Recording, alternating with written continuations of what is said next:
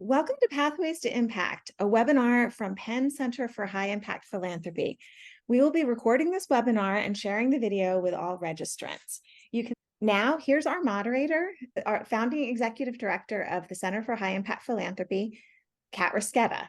Thanks for joining us today. I am delighted to moderate a panel with four alumni of our High Impact Philanthropy Academy, and I'm going to invite them each to join us in the Zoom room, and then we're just going to get the conversation started. So first, welcome Frank Cumberbatch of Bader Philanthropies. Oh, glad to be here. Rob Longnecker of the Herman H. Fleishman Foundation. Dr. Ruth Shaber of the Tara Health Foundation. And Kim Takeuchi of Unite BVI Foundation. Good afternoon, everyone. So welcome, everybody. It is great to see all of you. People have your bio, so I actually want to start with a way that we think of philanthropy, or a way philanthropy is often characterized, and see how this plays out for you. This webinar is called Pathways to Impact. There are multiple paths to higher impact, and there are many worthy causes to address. And you represent many different causes and many different paths. One way to think of philanthropy is it's the expression of private experiences and values for the public good, right? It's at that intersection of private and public.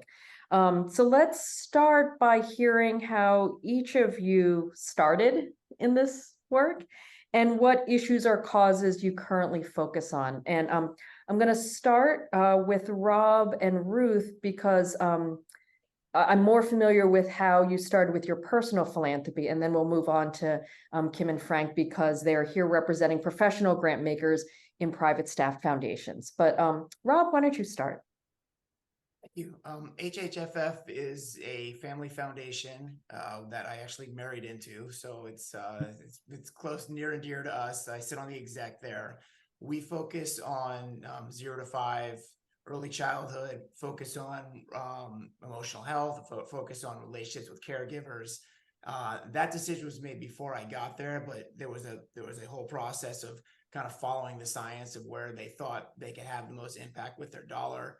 And I think it also resonated with a lot of the people on the council because it's my wife's generation.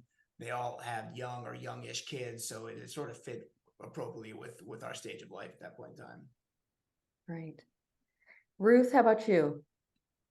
Well, my background is as an obstetrician gynecologist at Kaiser Permanente, where I was both a clinician and also an executive. So I had a very rich experience in taking care of women and recognizing how important women were to not only their families, but their communities, and particularly access to family planning and reproductive health. So when I started my foundation, I pulled in my background as a clinician and my understanding of how important and fundamental family planning is to families and communities. And that's where we started. But I also was very interested in the systems approach, and that comes from my background as a systems engineer at Kaiser Permanente, and recognizing that access to capital and how investment capital is even a more powerful tool than grant making in terms of getting the social outcomes that we're interested in. So those were the things that I really started with at the Tara Health Foundation. Okay, terrific. Kim? My journey was actually quite simple, but it was extremely powerful. At the time, I was an island deputy manager at Mosquito Island in the British Virgin Islands, and we were hosting a TED Audacious event. We brought together 10 world-changing ideas with 20 high net worth philanthropists and pitched. And I witnessed the pitch of this event happening, which totally inspired me to change and pivot my life. My colleague and I at the time pitched to Richard Branson, and said, we'd love to do something like that here in the British Virgin Islands. What do you think? And of course, he said yes. So we are the founding members of Unite BVI, and our particular focus is quite broad. We work on community empowerment, small business entrepreneurship, and also the environmental conservation projects as well. So it's a large portfolio. However, we have one universal theme where we always bring along next generation to hopefully inspire and empower them to be the world changers we want to see. Perfect. Thanks, Kim. Frank. Yeah, my journey takes me back to a teenager. You know, I made two pivotal decisions in my life that brought me to this point of talking to all of you. I decided to ask my parents to go to high school, and I joined the local track team. Sports and education saved my life. It got me to the United States to get a free education, lift my family, my parents who were literate, out of poverty, and help my siblings.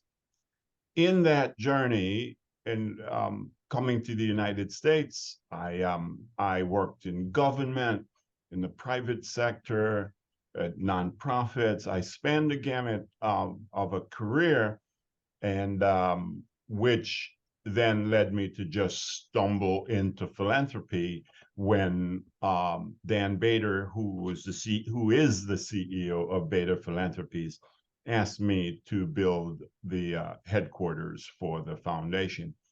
That allowed me to utilize all of those skills, including going back to my teenage roots, to focus on sports and education as an engagement vice president here in Milwaukee, Wisconsin, and around the world. So I focus on three big things in everything else that I do, trying to help the Rashi Foundation through Education for Life in all of Israel, raising $100 million to build a sports and wellness facility for the children here in Milwaukee, and then back to my roots to build a foundation in Trinidad, focus on sports and education to lift up the community. So I go back to my values, my journey as to how I am motivated to travel through philanthropy.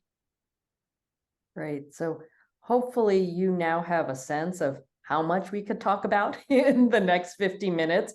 Early childhood, community engagement, gender equity and women's health, the link between sports and education, the desire to bring next generation engagement in. There's a lot we can cover. And so one thing that I will do now is we will have, if we need it, a dedicated open Q&A towards the end, but I welcome you at any point, now that you know who's here in the room, to use the Q&A function on your Zoom and let us know if there's anything you want to make sure we talk about while we're together. But I'm going to take moderator prerogative and ask at least the first question, which is, in philanthropy, there is increasing discussion of trust-based giving and community-driven philanthropy. And I'm curious, are those phrases you use? Are those concepts that inform your work? And if so, how? I'll let any of you start. Well, I'll jump in. Absolutely. And in concept, what it means really is transferring power. And in many ways, philanthropy in itself is about transferring power because money is power. And when we started at the Tara Health Foundation from the very beginning, we were a spend down, which meant that we were interested in and committed to giving away all of the assets, both the dollars and also the human capital and how we train and develop our people and making sure that those people would go out into the community to continue the work even after the foundation is gone. So I think from the very beginning, thinking of ourselves as spending down and releasing the funds and the assets into the world was truly participatory. And then in our grant making, we have developed a model where the communities that we're hoping to help are the ones who decide on the grants. And we have advisors, and the board no longer participates in those decisions. we think about access to capital. So how do we enable the people that we're trying to serve do the work they need to do by giving them capital themselves? So that can be in the form of loans to women's health clinics, or loans to new managers who are operating funds who don't have the legacy of rich uncles to help them get started. And the ultimate transfer of power, this was the Tar Health Foundation was my personal foundation. And last year, the bylaws were changed so that the board are the owners of the foundation, and I am no longer the sole member. So I have no more power in how the foundation operates than my co-board members. So I'm gonna transfer of power within a lifetime, right? You have changed the governance to cede that power to others. So that's one option. I want to go to Rob, because Rob, I know that the foundation that you're affiliated with is multi-generational. And I'm just curious, in the work that you've been doing, whether or not the trust-based, community-driven type of philanthropy, is that something that you are doing? If so, how? If not, kind of how are you approaching some of the issues that Ruth teed up? Yeah, I mean, we're somewhat multi-generational in the sense that the money comes from the generation up, but it's all my wife's generation is the ones making the decisions. I got it. There's Okay. 26 on the council, and there's 5 of us on exec, and I'm on exec. And I came back from the CHIP program, with my cousin who also did CHIP, and we came back pretty revved up about trust base and let's get this into what we do. And it's been a long slog. And I mean, I was on an exec call 2 days ago where we were literally still arguing about trust base. So when Ruth names it a transfer of power, that's exactly what it is. And there's some people who are comfortable with that and some people who aren't. And it's an ongoing process. And we've gotten up to a commitment to that we're going to give half our budget to trust base. But even now, people still say things like, trust base is great. I love these people. I love all the work they do. I just want to be able to tell them how to spend the money. And I'm just like, that's exactly how it doesn't work. So it's a long and ongoing conversation, and it's contentious at times. And it's taking a lot more time to build a consensus, even though we got the 50% agreement, like the buy-in still isn't fully there. Mm-hmm. And in your role, is trust-based, does that mean you're giving general operating gifts in a way you hadn't before? Okay. Yeah. General operating and trying to do more multi-year. Yep. I just want to recognize, in my summary, it is really personal and really emotional stuff. So Rob, we're in different places in the journey, but I don't want to make it sound like it was really easy at all. I was hearing you talk and I'm like, Ruth needs to come talk to all these people. Right? Pep talk. It's hard. It's hard. Yeah. Kim, I know one of the things that your colleague Sauda mentioned when you were launching Unite BVI was the existence of service clubs. And if you could talk about that and how that affected the way you approached the foundation's work. Yeah, well, in the words of Sauda, who we often lean on in these particular moments, she often uses the term that we do philanthropy with people and not to people, and that's really important. And so in doing that, from the very beginning, we involve the community, we involve the stakeholders, the beneficiaries as well, and just even how we approach an issue or a challenge. In the BVI, we also have, some might think of this as a benefit, and some might think of it as a bit of a challenge. It's a very small community, a very small country as well. And another saying that we have is that, the bottom is the top and the top is the bottom. And in meaning that is that everybody knows everybody here. It's quite a wonderfully integrated community. And if you miss out on bringing in someone at the beginning of a project or a program, often you'll see them at the end. And if they haven't been included along the way and on the journey, they can be somewhat offended, or they can just not be a great fan of it. So our absolute philosophy at Unite BVI is unite by name and also unite by nature. we're bringing people together constantly. And we're finding we get so much more impact from that collaboration. When it comes to service groups in particular, I mean, there's some incredible service groups on the ground. They're what we refer to as sweat equity as well. Maybe not bringing so much funding to the table, but certainly when it comes to implementing projects or doing the work on the ground, they're our muscle. They know what needs to be done. They know how it needs to be done. And again, you know, funding is only one part of the process. We really want to involve this as a holistic approach. Interesting. So not just a philosophy, but you pointed out, particularly for a small community, it's sort of risk mitigation. Like you will not be able to pursue what you want to if you're leaving people out. Frank, how about you? You know, and just listening to the conversation, you know, we do it slightly differently. We do quite a bit of what Kim just talked about, but one thing we do very uniquely in philanthropy is convene people.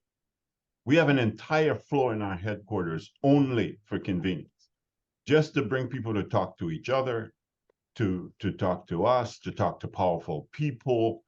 Why? So that the people could learn, they could learn from each other, and they can figure out for themselves what they think the solutions are. We do not tell people what to do.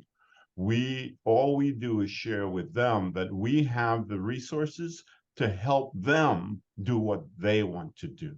And so 4 times a year, we open up for proposals, they come in, and we go through them and really fund them in many ways, whether that's a gift, a grant, a PRI, whatever that may be, to help them achieve their goals.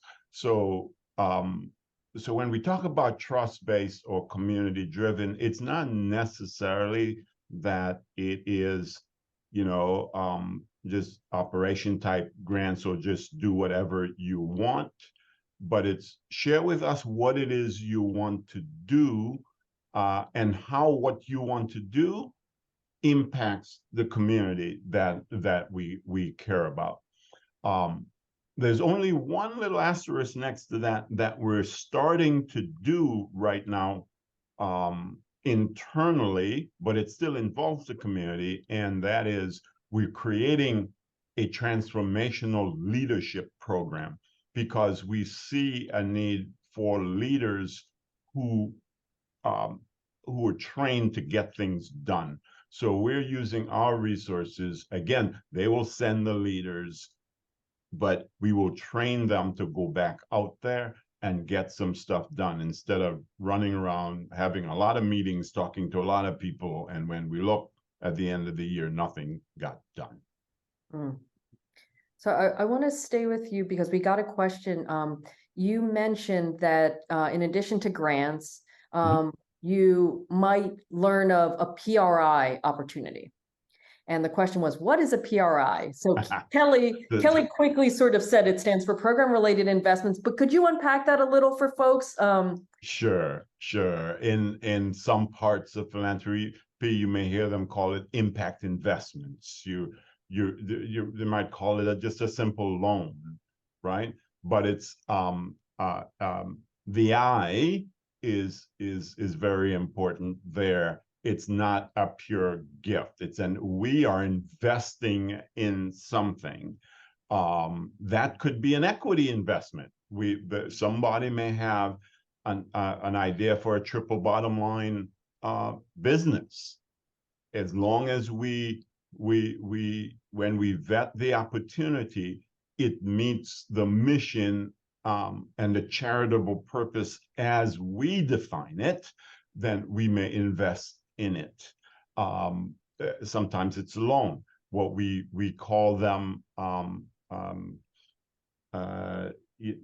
sort of a patient loan, meaning the interest rates are low, the terms are, the payment schedule is quite broad. Why? because we want the business or the organization to be able to utilize that capital for their purpose, as opposed to putting the payment back to us as a high priority. So yeah, program related investments is just as it says, it's program related, but it's not a grant. It's an investment by us, usually for a very, very, very modest return, unless it's a high impact equity investment that does extremely, extremely well. And we've had a few of those, but they're quite rare. Great. And one of the things that we'll do in the follow-up is there's some great resources on program-related investments, and we'll send you those resources for anybody who wants to learn more. Strictly speaking, a PRI is something that is available and requires additional reporting when foundations do it. But one thing that I think of is a gift, just like Frank said, or a grant. From a financial perspective, that's a negative 100% return. Right, you're out Right. that money. Exactly. Whereas, just as Frank described, a PRI means that there is an intention to have some financial return, and it could be small, but it's not 100% negative the way a gift or a grant is. Let's see. Oh, we've got some people from the Caribbean who are very happy to see their kinspeople here. Awesome. I want to keep going with non-grant and gift ways that you all pursue impact. Frank just talked about PRIs. He also talked about convening. But are there other ways that you are using the resources you control to create greater impact? Well, I want to mention that PRIs are a category of investing that are typically below market. And the IRS in the US requires a different type of reporting and more like a grant, and that the clarity that the mission or the intention of that investment links up with the mission of the organization. But I think of our investing in two categories: the below market de-risking for others, and then the market rate investing. And across our whole portfolio at Tara Health Foundation, the assets that we have invested actually outperform the market. So most of our portfolio is not concessionary at all, even though they are all of our investments are aligned with our mission. So you can think about how are you using every dollar that you use, whether as a grant, a PRI, mission related, or as a market rate investing. Think about what are you enabling.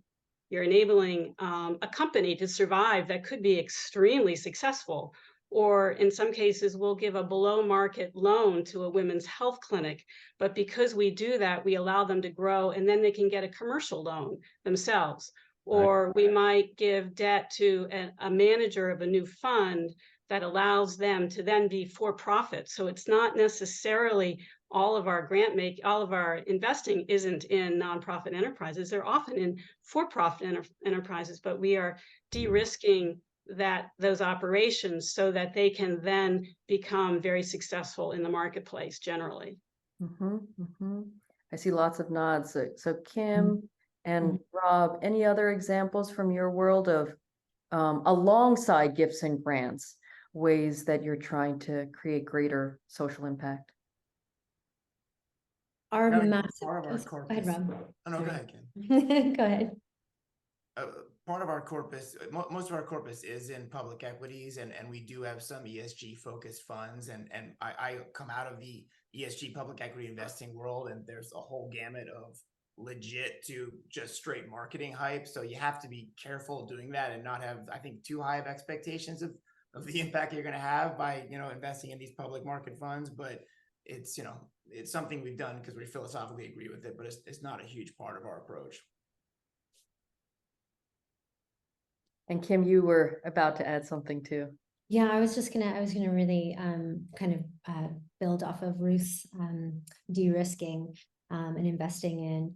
A lot of our projects really involve the catalyzing new industries by being the leaders, by being the trailblazers in that sector. And for example, following Irma and the devastation of the storms, we had to rebuild an entire country. And so we looked at trying to find emerging markets in which could help to employ and upskill people. The solar sector traditionally, ironically, is really challenging in the British Virgin Islands. So one of our first investments was to build capacity on the ground and upskill people that didn't have jobs or weren't able to be employed, didn't have the skills in education, and a program for a solar technician installation project. This was in collaboration also with the college. And by doing that and building capacity on the ground for a project first, it actually opened up a market that was traditionally quite closed, because they had all this influx of people that needed to get work in an industry that needed further infrastructure building. So on top of the education project, we then invested in a large-scale public solar installation at one of the schools that we were also rebuilding. So just joining those two particular projects together. And that demonstrated then how the industry wasn't fickle and we could actually have solid investments. And that catalyzed further investment 5 years down the road now. Last week, I'm having a conversation with Rotary and they're telling me about 2 installations that they're just about to do. So sometimes it's not how much in a particular moment, but it's what happens afterwards and the run-on effects that it's quite beautiful. Mm-hmm. What's interesting, both you and Ruth are kind of flagging a role that philanthropy has always played. I mean, Ruth mentioned de-risking, you mentioned sort of trailblazing and building a capacity so that a new market emerged, and this notion that philanthropy really can serve as R&D for us, where like, the commercial sector isn't there yet, policy's not there yet, but philanthropy can be there and make things happen, which is a great message. So we are getting questions. Thank you. Keep them coming.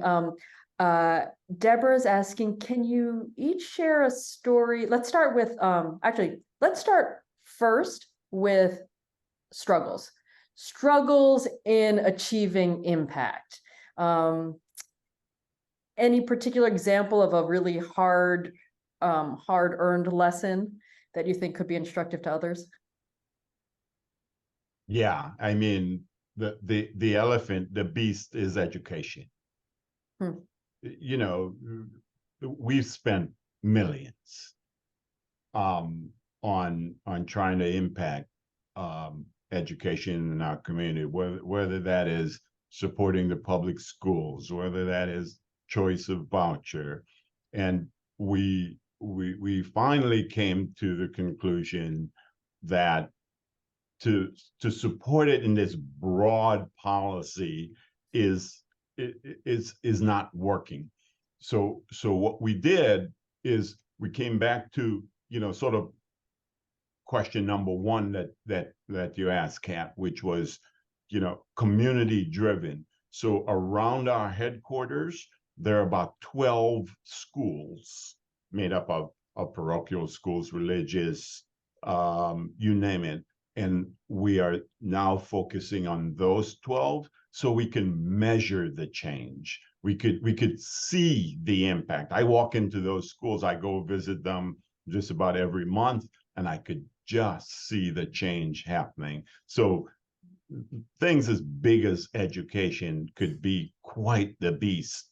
And so we just decided to kind of scale back to where we can measure with our eyes versus getting metric reports back from folks as to how impactful our dollars are. If I may add one more quick point, I'd like to say to the audience, I know you're listening to philanthropy, but don't be fooled and think philanthropy is just about money, okay?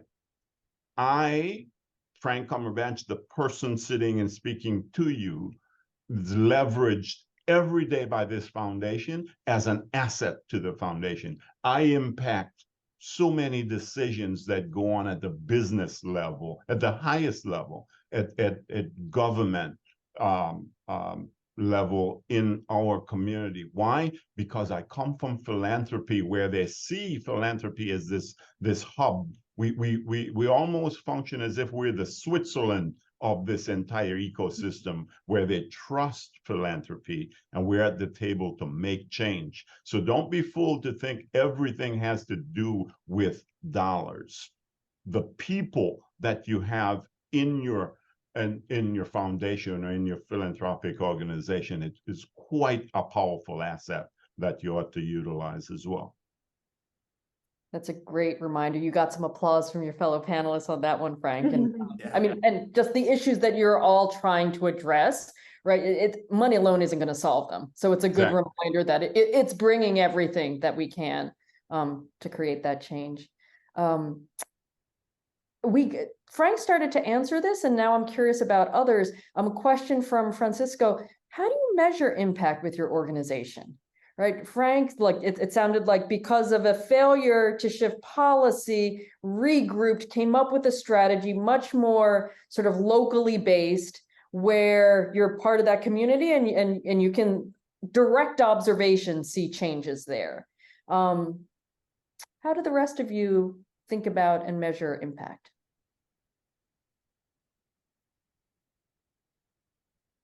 Well, we struggled with this as a scientist and having a role in performance improvement in my previous career in medicine. I came into philanthropy and impact investing with these frameworks of comparative effectiveness and being able to thinking about how does $1 as a grant compare to $1 as an investment, and all these matrix of over time, and it was pretty paralyzing. And I also was thinking about, can we use standard outcome measures that, in particularly since we were focused on healthcare, could we extract some of the standard measures that are used in healthcare to think about our work as well? And that was also pretty paralyzing. And where we ended up landing is that we think as a foundation, probably the only metric that matters is how well we choose who we partner with. And so we don't take 2 degrees or 3 degrees of credit for what our organizations are doing out in the field. We just think about what's the quality of our partnership with them. Did we make the right choice in working with them? What's the quality of our relationship? How do we help them break down barriers when something goes wrong? And it is so freeing to not have to worry about all of those other things so much. And of course, we think about the organizations that we work with based on what kind of outcomes they're expecting, but we don't measure those ourselves. A thumbs up and applause on that one. So I have a question. Do you, when it comes to measuring impact and acknowledging the fact that the impact happens because of your grantees' work, right? You're like at least one step behind. Have you ever had a request from a grantee that they wanted to measure impact? They wanted to understand their impact, but they didn't have the resources to do that. So have you ever considered capacity building grants so that they can be more confident? Absolutely. And we do that all the time. We make sure that we are asking them about how they're going to evaluate the effectiveness of their work and making sure that they have the resources, whether it's the right skill set or the right amount of dollars to look at those sorts of things. So absolutely, measurement and outcomes assessment is fundamentally important to us, but once again, enabling the organization to do it for themselves. We're getting a lot of questions, I think, because of our earlier conversation around PRIs and aligning for capital. And so what I'm going to do is make sure that as a follow-up to this, we send some of the free resources that are available on CHIP's website. In the area that Ruth funds in, there's actually a whole guide on how to align capital with your interest in advancing the lives of women and girls. That's a great case example for folks to use, but there's also some other great resources from folks outside the center, like Mission Investors Exchange, which is a group of primarily foundations trying to support foundations' use of impact investing and PRI. So there's lots of good stuff there that we'll make sure those of you who are here get. I want to, there's a question here about philanthropy and policy. And the question's from Elizabeth: considering how the external world impacts how philanthropy makes decisions and changes priorities, right? None of us operates in a vacuum. Given some of the, I'm gonna generalize this because this is very specific to the US, but I know some of you, many of you are funding outside the US, but given public funding for schools and kids that may change, and the example is in the US with the American Rescue Plan, how do those policy changes influence the conversations you're having in philanthropy? So philanthropy is pretty tiny compared to public financing. So can you talk a little bit about how you consider it, if you consider it, and how shifts in policy might change your decisions? Well, if I may, again, we focus on where we think the need may be, and we get that information from the people. So let's say a piece of policy came down that displaces single moms from being engaged in their children's education for whatever reason. Just by our convenings, we will start to hear this refrain: I can't be involved in this new policy is preventing me from doing X. Then we realize there is a void. We will start to engage with the organizations that are closest to solving this problem and think about what they can do to rectify it. So we just react. I tell people all the time, and in the foundation, well, we actually don't do. We fund, right? At least in our the space that we are in. So we're waiting to get that feedback, and we're plugging these holes where there is a charitable purpose to do so. So we're always reacting to policy or whatever changes that may be taking place in the marketplace for our resources. And I can build on that too, Frank. I think we're a similar situation where we often look for the gap, and often that gap is in the outreach and education behind the policy. The policy change happens, and yet the public doesn't even know about it. And so we would often we'd look for people that are in that industry or in that sector that might know a bit more about bringing the holistic knowledge behind that change of policy. And I can give you one example of when it didn't work, which was when there was a policy change for shark and ray protection in the BVI, and there was no public education or outreach that went with it. It just happened. And in reaction, where the public wasn't aware or involved in this decision, there was a reaction from the fishermen, a few of the fishermen, that said, how is this? Why is this a policy? And we didn't even get engaged. Therefore, they started leaving sharks on docks randomly across the BVI as in protest. And so there you had your policy coming down from the top leaders, and the bottom saying, no, this does not apply to us. We will not adhere to your new policies, until they were engaged later on down the road. So yeah, it's really important, I think, in order to have those policy changes where philanthropists and a lot of that philanthropic opportunity comes in place, when we can build and connect with the community alongside these policy changes. Mm-hmm. So we have a question from Leslie, and I'll let you interpret it however you want, because I feel like all of you, whether it's Rob with his 26 cousins or Frank with the 12 schools just around the headquarters, have to manage and facilitate conversations. So the question is, how do you get participants to the table? And how do you facilitate the conversations? How did you get it started originally? So engagement, conversations as part of this work. Can you talk about what that looks like? Food. Food. Donuts, muffins. Food is a good draw, always a good draw. I think, Frank, that's like, you just have to know what's in it for them, right? You know? Yeah, right. Exactly. Right.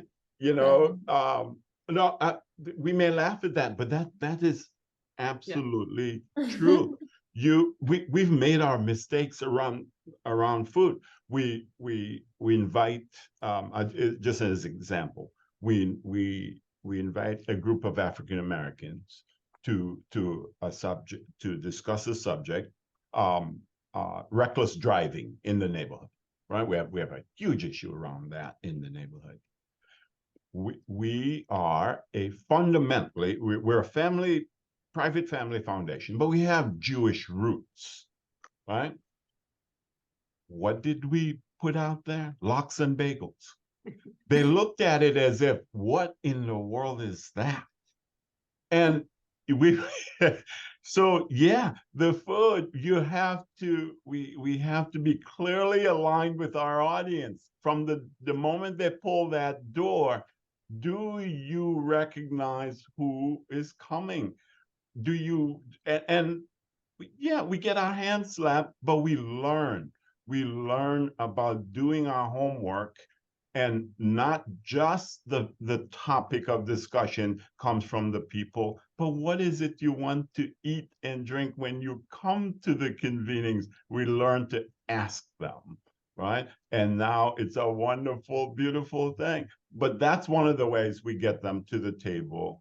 But I think in all seriousness, the best way is to do the convening in such a way that the audience would recognize they had input. They are at the end of the convening, it is them that will come up with the solution, not us. Again, we are just a role player in this process. It is your community. It is your kitchen table. It's your children. It is up to you. And when we start to talk like that, sometimes they look at us like, yeah, right. But when they come and they leave, they usually say, they're telling the truth. Mm-hmm.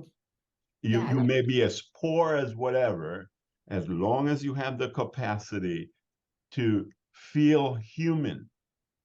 We make them feel very, very worthwhile. We want you here. We want your input. Come as you are. Don't come to be judged or judge. Come focused, and when you leave, magic happens. So that's how we convene. That's the process we go through, and it has become part of our brand. We are known in the state of Wisconsin as the foundation that does this very, very well.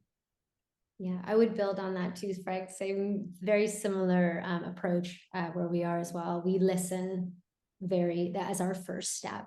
And from there, we clarify purpose so that we're all on the same page. We often try to find the root issue if there is a challenge. So we, again, just clarify that common purpose based on the root issue. Food is often an entry into our culture as well. And I think the real magic is the delivery. You know, we have a reputation to deliver. And so people have that sense of, okay, Unite BVI is involved, something's going to happen. And I think that's very similar to Bader Foundation, where we, once you have that trust in the community, the invitation is sometimes the first step of an incredible story. And most people do want to come in and be part of that story. So it's a great way to, just bring great people together.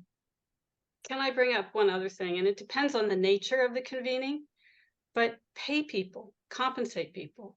I think Yes. early on in my career in philanthropy, I recognized that when I was looking for advisors or even in negotiating a contract with a consultant who was a person of color or who was building their business, that the hours of time that went into those conversations were extractive. And I think whether you're convening people from the community or bringing them in as advisors or negotiating a contract, be hypersensitive to the fact that you're the one showing up with the power and the money, and they're giving their time, which needs to be compensated and Correct. compensated generously.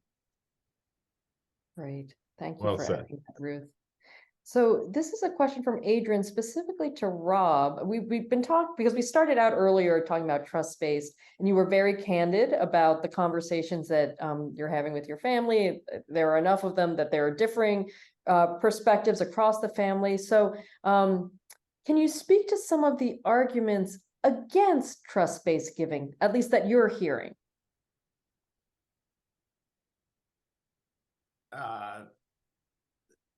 Some of them are as brazen as, it's our money and we can do whatever we want with it, which is not technically wrong with that. That's been presented. Some of them are, we like to be able to point to projects and say we funded that because we like getting that sort of like buzz of like, that's ours. Like we can like feel good about that. And, in my mind, I'm like, we're not doing this to make ourselves feel good. It's nice to feel good, but that shouldn't be the primary thing. And some of them are, I think, look, we're not trust-based on day one. Like our push is, let's do it with people that we've worked with for a while and we understand and trust. So there's a lot of pushback on, we don't even know these organizations. And I totally agree with that. Like we're not going to give someone a day one trust-based grant. We're going to get to know them and follow them for a while and learn from them and see if we're aligned, and then we'll transition to trust-based. So I definitely agree with that point, and we've been following that pretty closely. Yeah. Just a good point. If I could add a quick point to Rob, one of the things the audience and nonprofits out there should understand about the philanthropists who have a little struggle with trust-based is legacy. The people who made the money may be gone a lot of times, but they left a legacy behind sometimes. Sometimes they tell you the things that are extremely important to them. And so it is kind of important to honor that legacy, right? Alfred Bader was world renowned for his knowledge and commitment to the arts. And so we may go do many, many things. One of the things we're not going to drop is the arts. He may be gone for 100 years, but we will honor the man's legacy of how important the arts were to him.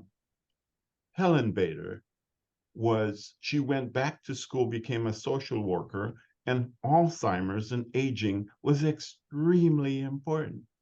And so we put money into Alzheimer's and aging to respect her legacy. And so when we talk in a lot of ways, yes, we may do a lot of it, but it's hard for folks to come from the community and say, well, the money is not yours, just give it to us, just give it all to us. I mean, there is that fine line about writing that commitment to the folks that made all of this possible. So it's not as cut and dry as we actually think all the time. So I could feel for those who struggle a little bit in terms of how to really fulfill that promise, to just put the money out there. Yeah. Well, and to Rob's point, and we all know this to be the case, trust is built and earned on both sides. So Absolutely. Nobody wants to, if you really care about impact, it would be naive and you won't have the impact unless there is time to understand and develop that trust between partners that you respect. You can't sort of fast forward that. without some of the listening and conversations that everybody's been talking about. I think also I would just add that really makes the case for multi-year grants too, right? Yes. Yes. Great point. Right, because 1 year, it doesn't give you much time to really understand your partners and build that trust. So we are getting close to time, I'm not going to be able to get to all the questions you provided. To the extent that our team has resources that can answer them, we will send them in a follow-up. But I wanted to give our alums and our panelists the last word. And this gets back to, I think Deborah asked this question, I didn't get to it yet, but maybe think about what has been a big win for you. And it could be philanthropically, and it could be from your professional work, your foundation, could be personally, but and especially one maybe that doesn't necessarily involve a lot of money. One of the questions we got earlier was, look, the most I give is a 5-figure grant ever. Can I really have impact? Of course, we at the center always say, well, of course, because high impact philanthropy is not about how much you give, it's about how well you give, right? To advance positive social change. So think about a win that is really meaningful to you, and particularly one that maybe didn't take, a lot of money, but, nevertheless made the kind of difference that you were aiming for. Yeah, I could go very quickly and tell you, we have such a need for affordable housing here in Milwaukee, Wisconsin. And by collaborating with some of my colleagues around a solution for affordable housing, while housing is not in our mission, it wasn't even part of what we funded. But I thought it was worth the effort to bring everybody, the community, the entire ecosystem together, including the children, to talk about affordable housing. And I'm proud to tell you, we must have invested $75,000 in this, and we created what's called the Community Development Alliance, where we have everybody on board, and we have a goal of creating 32,000 units of affordable housing for people making under $25 an hour in the city of Milwaukee. It's been adopted by the county, by the city. The governor is all over it, and that to me is impact. When you get everybody to zero in on a problem and say, we're fixing that. And I cannot wait to the day when we say the 32,000th unit was built for people who struggle to live in decent housing and bring out their humanity. That's when I know our foundation has done something grand. That's a great win. Kim, how about from your work? One of our big wins was actually in collaboration with a former CHIP alumni as well, Daniela Caiz. We're both working in the British Virgin Islands, and post-hurricane, we had over 20 schools of 22 schools in the country were suffered from extreme damage or were unable to be attended any longer. So we had massive damage, and space was a big issue. So we came together, a small group of us, brainstormed very similarly. Frank just brought a great group of people together, brainstormed, and sometimes it's not even the funding, it's the idea behind that is the great trigger. We just decided to get laptops together so that classrooms could then still be done online. And this is all just before COVID as well. So you could see how the project had this everlasting impact. After the storm, we fundraised. We were able to basically put a laptop in every senior high school student's hands as well as the teachers. And they proceeded to do online classrooms, which was fantastic. And that was a group of about five of us funders on all different levels. And I think back to your question, Kat, about like, what can you do with smaller figures? I would 100% say, go find friends, find people that want to do the same thing as you, and bring it together and build together. Because not only is it wonderful to do that as a team, but it's also very, I mean, this is high impact philanthropy. It's scale. You bring more to the table when you have people that are aligned, and all addressing the same issues. Yeah, a big win. Rob? I think mine's a little more simple. I mean, we're working to change the DNA of the organization and more trust-based, more long-term funding, and that's something that's an ongoing conversation that we're having, but we're making progress. And I think that's sort of the biggest win that I've experienced in the last couple of years. And obviously, the money then flows to the funders who we love. But I think like changing like the DNA of how we do things has been a big win for us. And no easy task when you're talking about a family. Yeah. Definitely not. Okay, Ruth, I'll let you have the last word. Yeah, for us, we recognized how underfunded new technology and research and development is in women's health, and that in my practice in obstetrics and gynecology, we were using 50, 60-year-old technologies and drugs. And we needed to start a venture capital sleeve in order to invest in new technologies, but we knew our amount of money was insufficient. We needed billions, not just millions. And so we incubated and launched something called RIA Ventures, which is a nonprofit that is the sole owner of a for-profit venture capital that looks specifically at reproductive health technologies and maternal health technologies. But we set it up in a way that others can come in as LPs. And so in the idea of catalyzing other philanthropic and investment capital, Tara Health put in about $1 million to incubate the infrastructure, along with other funders, other donors to incubate the infrastructure. And then we came in as an anchor investor, and we've been able to raise almost $40 million in our RIA Ventures fund. So the structure that the returns will come back to the nonprofit, that we've opened it up for others, I mean, truly to be catalytic for other investors, is what I'm, so far in my career, one of the things I'm most proud of. Awesome.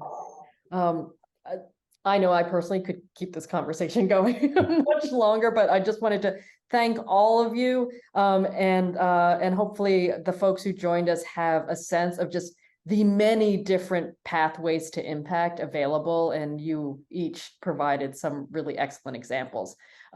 With that, I'm going to pass it on to Kelly to close us out. Thank you to all of our panelists and to you, our guests.